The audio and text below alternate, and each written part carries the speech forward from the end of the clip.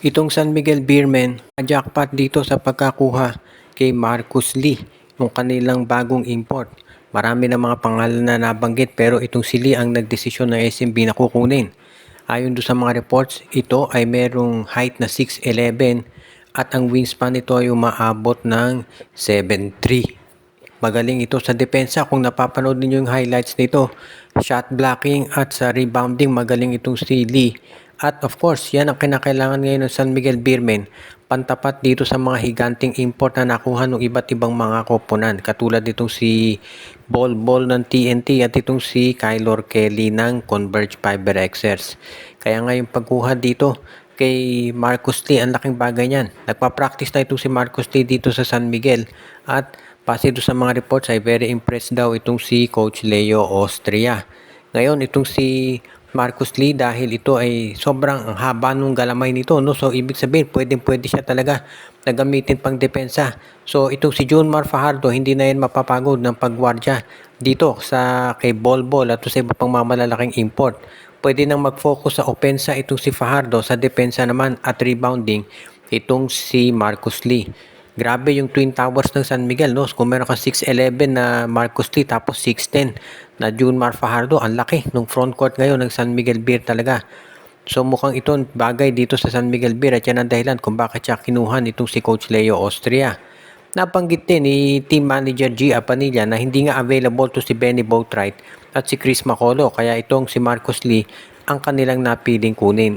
Kaya nga ngayon, makikita talaga natin syempre. Of course, iba yung practice, iba yung actual game. Kailangan tignan natin kung ano ang magiging laro nitong si Marcus Lee kapag nagsimula na yung mga games nitong San Miguel Beermen sa Commissioner's Cup. Inamin naman nitong si team manager ng TNT na si Jojo Lastimosa na wala pa sa kondisyon nitong si Bol Bol. Mahigit isang taon na raw to nung huling naglaro sa NBA sa Phoenix Suns at sa ngayon daw ay working in game shape itong si Bol Bol, kaya matindi pa raw yung mga practice na ginagawa nila. Itong si Bol Bol, kahit na sabihin pa natin wala siya sa game shape, ay maraming naniniwala talaga na malaki may tutulong nito dito sa TNT dahil doon sa kanyang laki syempre at sa wingspan nito. Kaya magiging maganda ito para dito sa Commissioner's Cup. Dahil nga itong si Bol Bol, dahil nga sa height nito at doon sa kanyang length, mareresolve na yung problema ng TNT pagdating dito sa big men sa loob. Kaya nga pwede talaga na maging bentahin nila ito si Bol Bol. Siyempre, yung kondisyon ni Bol Bol yan ang magiging, sabihin na natin, magiging topic of concern dito. Dahil maski nung ito yung naglalaro sa NBA at sa ibang liga, yun na ang question dito, yung motor at durability. Na itong si Bol Bol nga ay maganda kondisyon, kaya niya maglaro ng mahabang minuto para dito sa tropa. Pero tandaan natin kasi dito sa PBA, ang ma-import inaasahan 40 to 45 minutes yan maglalaro buong game. So kaya ba ni Bol Bol tumagal ng ganun? Lalo na kung sinasabi nga ni Coach Jojo Lastimosa na ito'y wala sa kondisyon.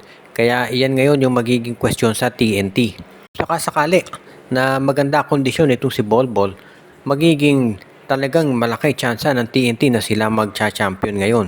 Pero yun nga, yung kondisyon nito kung hindi siya 100% at kinakailangan madalas na i-substitute o ipahinga sa bench, magkakaroon naman ng problema ang TNT pagdating dito sa kanilang rotation. At yan ngayon ang inaalala naman ng management ng katropa.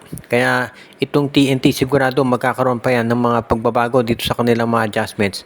Lalo na at kailangan nila syempre na masiguro na yung kanilang lineup magiging mas okay na para dito sa PBA. Sinabi ni bagong Phoenix coach Charles Chu na ang goal nila ngayon o objective para dito sa Fuel Masters ay makapasok sa playoffs, quarterfinals. Yan lang ang goal nila ngayon at marami nga nagsasabi na maganda naman to at sineset na nila yung kanilang expectations. Understandable naman kung bakit yan lang ang gustong mangyari ngayon ng Phoenix dahil 5 straight conferences na hindi nakakaabot sa playoffs itong Fuel Masters. So yung pagkuha dito kay Charles Chu at yung kagustuhan niya na makaabot sa playoffs, iyon muna ang immediate goal nila. Sa tingin ko naman magagawa nila to dahil syempre nandiyan na si Will Gosum ngayon, si Kai Balungay gumaganda pa yung laro niya. At kinakailangan syempre na makita rin natin yung magiging performance ng kanilang import. Kung maganda ipapakita ng import nila, mas malaki tsansa na makakapasok sila sa playoffs. Kaya ito naman ngayon ang sigurado para dito sa Phoenix Fuel Masters. Malaki na expectations dahil Itong si Charles Chu, kung kayo'y nanonood ng college basketball at syempre nung international basketball, alam na ninyo na meron tong reputation na winner. Na yung mga teams na kino-coach niya at the very least, makakaabot sa finals at magko-contend. Wala namang umaasa na makaka-finals kaagad itong Phoenix pero umaasa ang marami na ito'y magiging mas competitive kaysa nung mga nakaraang conferences. Kaya iyan ngayon yung sinasabi nga ni Charles Chu na magiging objective nila. Gusto lang nila makaabot muna sa playoffs at kung makaabot sa quarterfinals, tignan natin kung hanggang saan ang aabutin nun. Kaya nga ngayon, kung titignan natin yung lineup nitong Phoenix, malakas naman yan. Meron kang Kai Balungay. Katulad nga nabanggit natin, parating na dyan si Will Gosum. Si Jason Perkins, nandyan pa. At syempre, ito si Richie Rivero. So, hindi naman sila nagkukulang dito sa mga players na kanilang magagamit to sa kanilang roster. Kaya nga siguro, sabi nga nila, baka it is only a matter ng pag-gel ng mga players nitong Phoenix Fuel Masters para masiguro na sila ay magiging ready na at makakasabay na dito sa ibang mga team sa PBA. Ang huli nating balita ay tungkol dito sa Barangay Ginebra kung saan ayon sa mga balitang lumalabas ngayon ay ready na raw itong si Isaac Go talaga na maglaro at merong mga balita rin na baka daw itong Barangay Ginebra willing nang i-trade itong si Jeremiah Gray para sa isang two-way player na katulad naman itong si Bong Quinto, itong si Glenn Cobontin. Meron ding mga balita na baka si Ken Taffy naman ang kukunin nitong Barangay Ginebra mula dito sa Phoenix. Sa mga nabanggit na pangalan, mas maganda siguro si Ken Taffy ang kunin nitong Barangay Ginebra dahil ito ay mas mahusay na defensive player. Kasi si Taffy, two-way player yan, hindi lang sa depensa, hindi lang sa opensa. Ito si Jeremiah Gay, strictly no, sa opensa ang laro nito at yan ang dahilan kung bakit maraming naniniwala na mas pipiliin ng Gene Kings itong si Ken Taffy. Kasi mas maganda, kasi si Coach Tim Con siyempre as much as possible, ang gusto niyang makuha ay yung mga players na pupwede sa depensa at kaya ring umiscore. Ito si Jeremiah Gray kasi purely scorer yan. Napansin naman natin na sa depensa medyo mahina ito. Kaya nga yan ang gusto ngayon itong si Coach Tinko na si Ken Taffy ng kunin. At kung sakasakali na maaprubahan yung trade na yan, magiging okay to para dito sa Barangay Ginebra.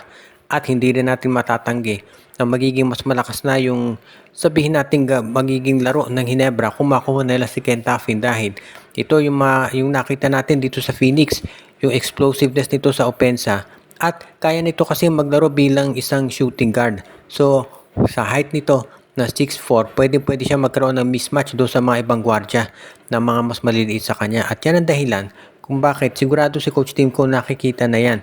Kaya nga gusto na nito makipag-deal dito sa Phoenix Fuel Masters para makuha ang nasabing player. Dahil sa pagdagdag naman dito kay Isaac Go, lumakas na yung frontcourt ng Ginebra. So ito na lang wing position talaga nila ang kanilang gustong baguhin. Binabati natin yung ating mga regular na mga viewers katulad nila Joshua Giray, Espejo at Rosales family, si Anthony Alon, Jonel Aragon, Mon de Guzman, Malyari Mascareñas, Katsakino Dukusing, Romeo Conchada, RG Bueno, Joseph Pineda, Donel Santiago, si Ronald Berbosidad, Ireneo Salangsang, Michael D, Dexter Domer, si Enju at yung iba pa.